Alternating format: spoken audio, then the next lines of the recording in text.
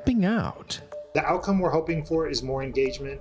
A community in DC comes together through free meals and salsa lessons, saving the day. But it had gotten its beak and the fishing lines. Nature lovers help in a tangled situation. And the Tiger King protagonist having something to say. That's my goal. Tiger King is over. While living behind bars, these stories and more coming up on Newsbreak. Good morning, South Florida. I'm Natalie LaRoche-Petrie. I'm Samantha Gutierrez. Today is Friday, April 5th, 2024. Live from the Lee Caplin School of Journalism and Media in North Miami, this is Caplin News.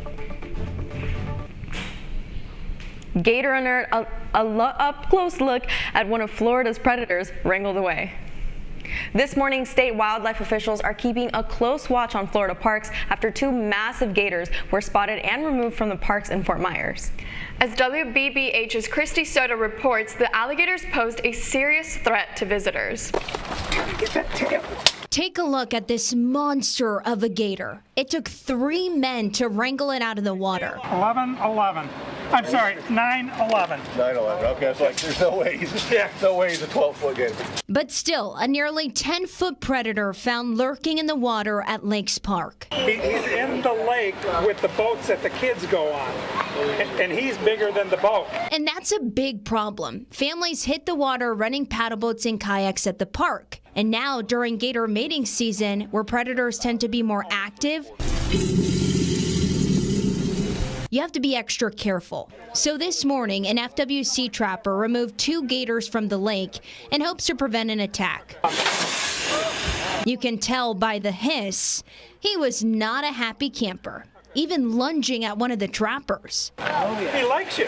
Dozens of people, including little kids, watched as these gators were wrangled up to the parking lot. He was kind of scary because I never seen him up close before. And there's a first time for everything. We see them from a distance, but we always say don't get close, don't get near them at all. Serving as a good reminder to be careful with small kids and pets near the water. They were definitely scary. Now these gators will be relocated and will have to establish a new home.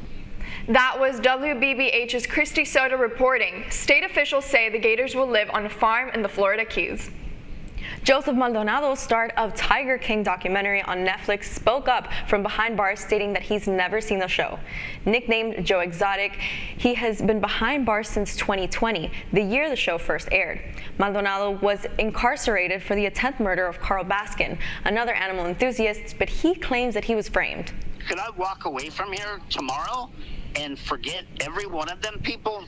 That's my goal. Tiger King is over. Maldonado says that he's behind bars for not having the necessary permits for his endangered species. Whatever the real reason is, what's for certain is that the reign of the Tiger King is over. A large heron on Florida's coast is safe and secure, and it's all thanks to some nature enthusiasts. As WESH's Scott Heedler reports, people noticed the stuck bird while gazing at wildlife. Gonna try to help them out here. A couple and their friend out on the water for a day of fun near Merritt Island stumbled across a blue heron in distress, tangled in fishing line, caught upside down, hanging from a tree. We were just out there to bird watch, to see some manatees, and actually when Javed called our attention to the bird in the tree, we were actually looking at a manatee a little ways away. Howie Brown was with Nicole and Javed Palmer. And somehow it had fishing line like nylon wrapped around its foot as well as its beak, but it had gotten its beak and the fishing line somehow entangled with a tree branch. The 3 were traveling on flat inflatable boats, and that helped in the rescue. Now the Go Boat is a flat platform, right? There's no sides to it, which is great. It doesn't take on water. They were able to get the bird down from the tree, but had to track it down to make certain that the bird's feet were free. It was wonderful to be a part of such a cool thing. The 3 delighted that they were able to save the blue heron, but it could have turned out differently. They have a message to fellow lovers of the outdoors. Clean up after yourself, right? It's not very hard to bring a bag with you to take your fishing line. That was WESH's Scott Hiedler reporting. Birds aren't the only animals that can be harmed by improperly discarded fishing gear. It's dangerous for almost all wildlife, including marine animals like turtles and crabs. Latinos love to celebrate the diverse heritage that defines their neighborhoods, whether they're in Florida or in another part of the U.S. Our reporter Pamela Correa is live from Washington, D.C. to tell us about an initiative that connects Latinos and honors their cultures. I'm in Columbia Heights Civic Plaza, where just a few miles north of the White House, where in less than a week, this plaza will come to life because they're going to be celebrating culture. Members of this community will be able to enjoy free hot meals, great outside live music, and if they're not too shy, they can also learn how to dance salsa.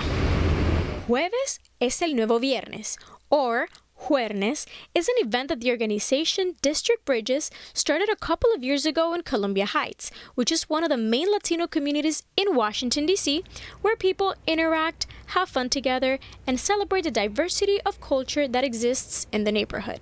District Bridges is a nonprofit organization that specializes in impactful community development and microeconomic growth. One of the managers in the organization told us what else to expect other than great live music, free food, and salsa classes. The outcome we're hoping for is more engagement, as always, with the local businesses, with the community, for people to know more about community organizations that are working here, make our community more connected and stronger. And if you're wondering if you could come to this event, even if you're not Latino, District Bridges Development Manager said everyone is invited to the party. I think it's such a cool place for people to come together from different backgrounds and different experiences, and I think that's what makes Juernes so special, because it's not for one group. There's no barriers to accessibility. There's free meals, and there's something about sitting down with someone and just eating a meal that I think is so powerful.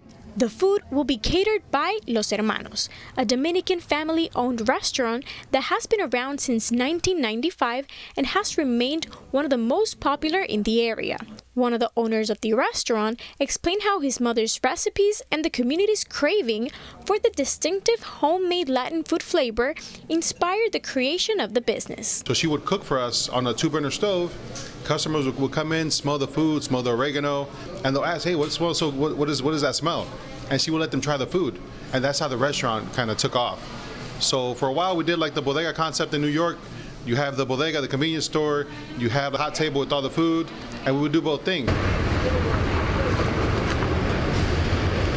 The first Juernes is going to start April 11th and is going to continue every second Thursday of each month until September.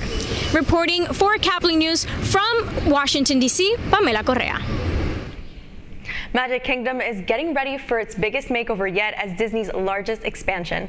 The theme park will include a 14-acre area, but it's unknown what the theme park design or when it will be open.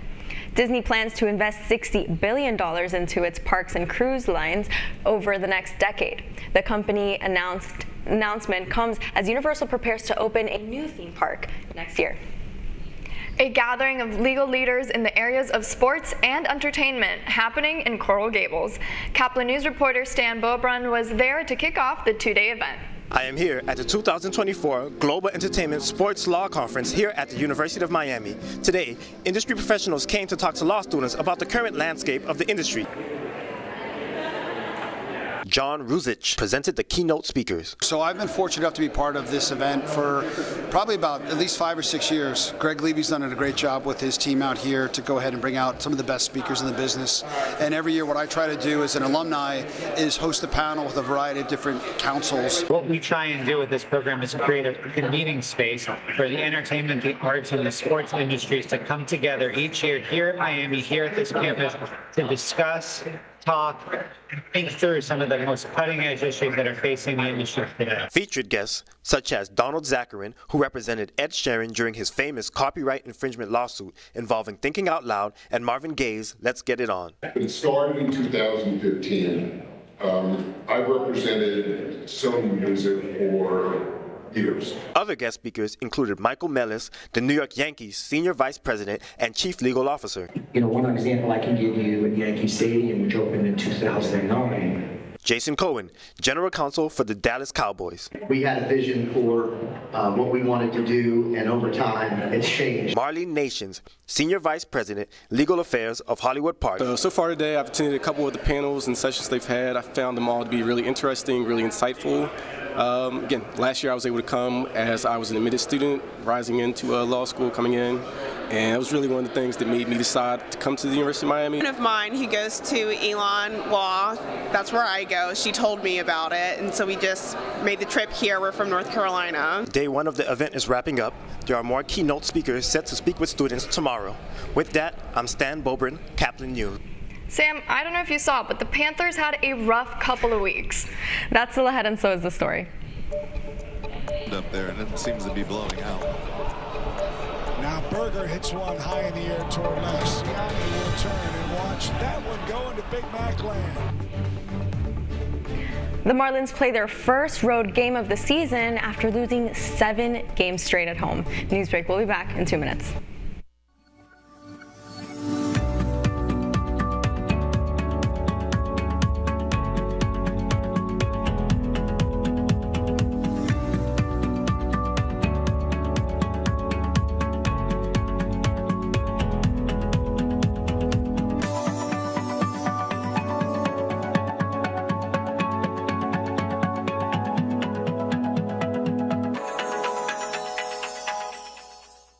See us dream. See us remember. See us protest. You matter. Your feelings matter. Your identity matters. Everything about who you are matters. See us fight back. See us rebuild. See us shatter stereotypes. See us inspire. See us united. See us now. There are 16 million children struggling with hunger in America. That's 1 in 5 daughters, sons, neighbors, and classmates who don't know where their next meal is coming from. Yet billions of pounds of good food go to waste every year. It's time we do something about it. Feeding America is a nationwide network of food banks that helps provide meals to millions of kids and families in need. Visit feedingamerica.org to help them feed even more. Together, we can solve hunger. Together, we're feeding America.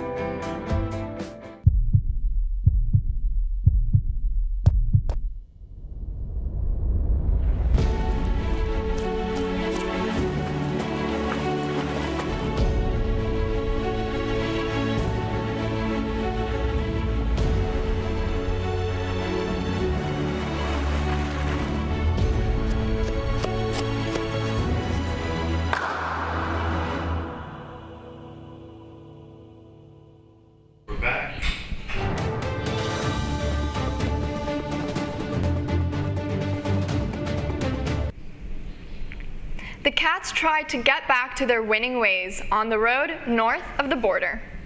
Entering the final 2 weeks of the season, the Florida Panthers faced off against the Ottawa Senators in need of a big win. And win big they did. The 30-save shutout from Sergei Bobrovsky combined with a goal and 2 assists from Matthew Tkachuk resulted in a 6-0 blowout.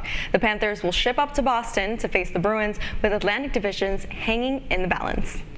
The Marlins went fishing for the first win of the new season against the St. Louis Cardinals. The fish seemed to be on ice once again. They squandered a late lead after a 5-run inning in the 7th from the Cardinals led them to an 8-5 win over the Marlins. As it stands, Miami is 0-8 to start the season, and after star pitcher Yuri Perez underwent a season-ending Tommy John surgery, things look bleak for the fish. The surging Miami Heat faced a grudge match against Philadelphia 76ers with a spot in the NBA playoffs on the line. The Heat stood at the 6th seed before the game, but fans had their hearts ripped out by a brutal 109-105 loss spearheaded by Tyrese Maxey's 37 points. The team falls to the 7th seed as they try to make their way into playoffs before the season ends. You're watching Newsbreak. We're coming right back. How prepared is your family if a tornado shows up at your doorstep, or a flood, or a hurricane? You can't just turn away a natural disaster. That's why it's important to go to ready.gov/plan now. It has the tools and tips you need to make an emergency plan with your family.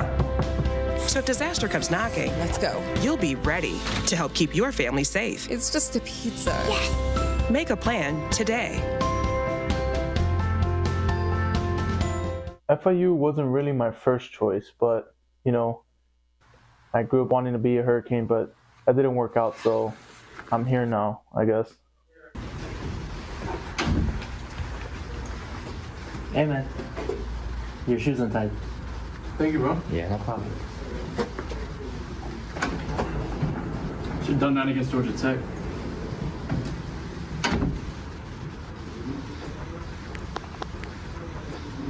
Jordan knows he shouldn't eat this entire bowl of nachos, but tonight he's earned that right because a few hours ago in the middle of happy hour, he recognized a sign, not from the gods or a bolt of lightning, but from a double heart, a kissy face, and a fourth ha in ha ha ha. That's when Jordan knew he was buzzed. So when it was time to go, he got a ride home instead of driving. Be a legend like Jordan. Recognize your buzzed warning signs and get a ride home. Buzz driving is drunk driving. I help our fellows design their paths as creative entrepreneurs. My experiences serving startups, creative businesses, and cultural organizations, and my journey as a queer mixed immigrant with Haitian and Arabic roots, inform the co-creative environment we foster at Radcliffe. We leverage our collective diversity to encourage the building of lifelong personal learning networks and mindsets that stimulate continuous innovation.